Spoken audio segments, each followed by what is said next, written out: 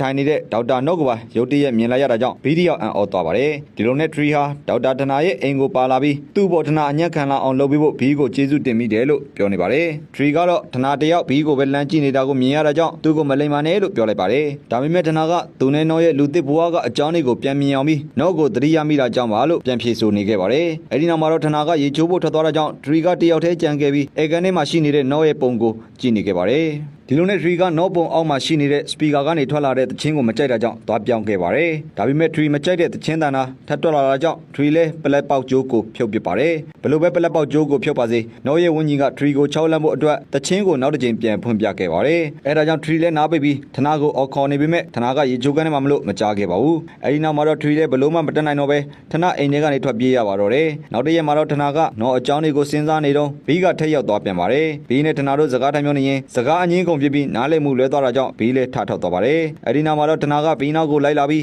ခုနကသူစိတ်ရှုံနေတာကြောင့်ဖြစ်သွားတဲ့ကိစ္စအတွက်တောင်းပန်ပါတယ်လို့ပြောလိုက်ပါတယ်ပြီးတော့ဌာနကဘီကိုတောင်းပန်တဲ့အနေနဲ့သူ့ကားနဲ့အိမ်ပြန်လိုက်ဖို့မယ်လို့ပြောလိုက်ပါတယ်ဘီကတော့ညင်းပေမဲ့မဖြစ်မနေရွေးစရာမရှိတာကြောင့်ဌာနကားပေါ်တက်လိုက်ရပါတော့တယ်အဲဒီနောက်မှာတော့ဌာနကသွားစီရတနေရာရှိနေတာကြောင့်ဘီကိုသူတို့နဲ့အတူအဖော်လိုက်ခဲ့ဖို့ခေါ်ပါတယ်အဲဒါကတော့နောနဲ့အတူသွားနေကြဆိုင်တဆိုင်ဖြစ်ပြီးဌာနကတော့ကော်ဖီဒေတာမှာတောက်နေခဲ့ပါတယ်ဌာနဟာလွန်ခဲ့တဲ့နှစ်နှစ်ကဒီဆိုင်ကိုတနေ့တစ်ချိန်လာနေကြဖြစ်ပြီးဒီစားတောက်ဆိုင်ကသူ့အတွက်အရေးကြီးကြောင်းဘီကိုပြောပြပါတယ်အဲဒီတုန်းကဌာနဟာသူ့ချစ်သူနဲ့နောနဲ့ဒီစားတောက်ဆိုင်မှာချင်းဆိုပြီးအရေးကြီးတဲ့စကားတွေပြောဆိုခဲ့ပါတယ်နောကတော့ဆရာဝန်ပြီးချစ်သူဌာနရှိရောက်တာတော့လူနာတွေနဲ့ဈေးအောင်ကြောင်းတွေကိုဇက်တိုက်ပြောနေခဲ့ပြီးမဲ့ဌာနကစိတ်ဆိုးတဲ့အမူအရာတော့မပြခဲ့ပါဘူးပြီးတော့ဌာနကနောစကားဆုံးတာနဲ့နောကသူ့ဘဝအတွက်အံ့ဖွယ်ရပဲလို့ပြောပြီးလက်ထဲမှာဝတ်ထားတဲ့လက်စွပ်လေးကိုထုတ်ပြလိုက်ပါတယ်ဌာနကသူနဲ့အတူစင်တူလက်စွပ်လေးကိုနောလက်မှာဝယ်ဆင်ပေးလိုက်ပြီးလက်စွပ်ဝယ်တဲ့နေ့ကစားလို့နောသွားတဲ့နေရာအတိုင်းလိုက်မယ်လို့ပြောလိုက်ပါတယ်ဌာနပြောနေခဲ့တဲ့ချစ်သူစကားတွေဟာအရန်ကိုနဝင်ချိုလွန်းတာကြောင့်နောက်တရဝမ်းသာမျက်ရည်ကြားနေရပါသေးတယ်ဌာနကတော့အဲဒီလိုနေကစားလို့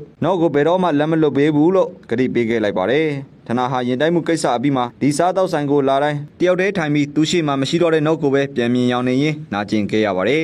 ဒီလိုနဲ့ဌာနပြောပြနေတာတွေကိုနားထောင်နေတဲ့ဘီလဲဒီစားတော့ဆိုင်ကကောင်းမြဲမကြလာနေရင်တော့ပြင်းသွားလိမ့်မယ်လို့ပြောလိုက်ပါတယ်ဘီကတော့သူနဲ့မဆိုင်ပေမဲ့ဖြစ်ကြောင်းကုံစင်ကြားသလောက်ဆိုရင်နော့ကဌာနကိုဒီလိုမျိုးမဖြစ်စေချင်တော့ဘူးထင်တယ်လို့ပြောပြလိုက်ပါတယ်ဘီကဌာနဟာပျော်ရွှင်ခဲ့ရမှုတဲ့အခြေအနေကိုပဲအမှတ်ရနိုင်မယ်ဆိုရင်နာကျင်မှုတွေကိုလက်လွတ်ဖို့ပိုခက်ခဲသွားနိုင်တယ်လို့အကြံပေးလိုက်ပါတယ်ဌာနလည်းဘီပြောတာတွေကြောင့်ပြုံးပြလိုက်ပြီးဖုန်းကိုကောက်ကန်ရင်းနားထောင်လိုက်ပါတယ်တိတ်မကြခင်မှာပဲဌာနကကားရွှေ့ဖို့အောက်ဆင်းသွားတာကြောင့်ဖုန်းကိုထားပြီးခဏထွက်သွားပါတော့တယ်အဲ့ဒီအချိန်မှာပဲဘီကဖုန်းကိုယူကြည့်လိုက်တဲ့အခါမှာဖုန်းကောက်မှာနော့ဆိုတဲ့နာမည်ကိုတွေ့သွားပါတော့တယ်အဲဒါကြောင့်ဘီလည်းနော့ဖုန်းကိုခေါ်လိုက်ပြီးပြန်နားထောင်တဲ့အခါမှာတစ်ဖက်ကနေနော့အတန်ကိုကြားလိုက်ရပါတယ်နော့ကတော့သူပို့ပြီးနောက်ကျလေလေဌာနကိုပို့ပြီးလွမ်းမိလေလေပဲလို့ပြောနေပါတယ်အဲဒီနောက်မှာတော့နော့ကဘီရဲ့နားကပ်ပြီးမကြခင်လာတွေ့မယ်လို့ပြောလိုက်တာကြောင့်ဘီတယောက်လန့်သွားပါတယ်ဒီလိုနဲ့ညာမောင်သွားတာကြောင့်ဌာနကဘီကိုအိမ်ရှိထိကားနဲ့ပြန်လိုက်ပို့ပါတယ်ဌာနကတော့သူသာထပ်ပြီးပျော်ရွှင်မှုကိုလိုချင်နေဆိုရင်စိတ်နှလုံးပူဆွေးရမယ့်အဖြစ်ကိုပါထပ်ပြင်ဆင်ရအောင်မလားလို့ဘီကိုမေးလိုက်ပါတယ်ဌာနကတော့သူသာထပ်ပြီးပျော်ရွှင်မှုကိုလိုချင်နေဆိုရင်စိတ်နှလုံးပူဆွေးရမယ့်အဖြစ်ကိုပါထပ်ပြင်ဆင်ရအောင်မလားလို့ဘီကိုမေးလိုက်ပါတယ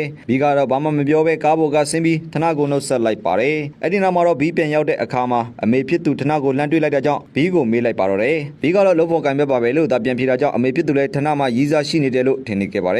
်အဲ့ဒါကြောင့်အမေဖြစ်သူကတော့သူ့သမီးဘီကိုတခြားမိန်းမတစ်ယောက်ရဲ့ယောက်ျားနဲ့တော့တောင်းမပတ်သက်စေနဲ့လို့သာပြောလိုက်ပါတယ်ပြီးတော့အမေဖြစ်သူကအဲ့ဒီလိုသာပတ်သက်မိရင်သူတို့တွေကဘီကိုလာရှာနိုင်တယ်လို့ပြောတာကြောင့်ဘီကလန့်သွားပါတယ်အဲ့ဒီအချိန်မှာပဲချန်ပီယံကခေါင်းလုံးတန်ကြားလိုက်ရတာကြောင့်ဘီကတော့လန့်သွားခဲ့ပါတယ်ဒါပေမဲ့အဲ့ဒါကတော့အမေဖြစ်သူရဲ့မိတ်ဆွေဖြစ်နေတာကြောင့်ဘီတယောက်စစ်အေးသွားခဲ့ပါပြီအဲ့ဒီညမှာတော့ဘီနဲ့ဌာနတို့ကစာရိတ်အပြန်လဲပို့ဖြစ်နေခဲ့ကြပါတယ်အဲ့ဒီလိုပို့ပြီးဘီတယောက်အိယာဝင်တဲ့အချိန်မှာပဲဒေါက်တာနော့ကသူ့ကို6လန့်ဖို့ကြိုးစားပါတော့တယ်ဘီလည်းတယောက်တည်းအေးရတာကိုစိတ်မလုံးမလဲဖြစ်ပြီးအိမ်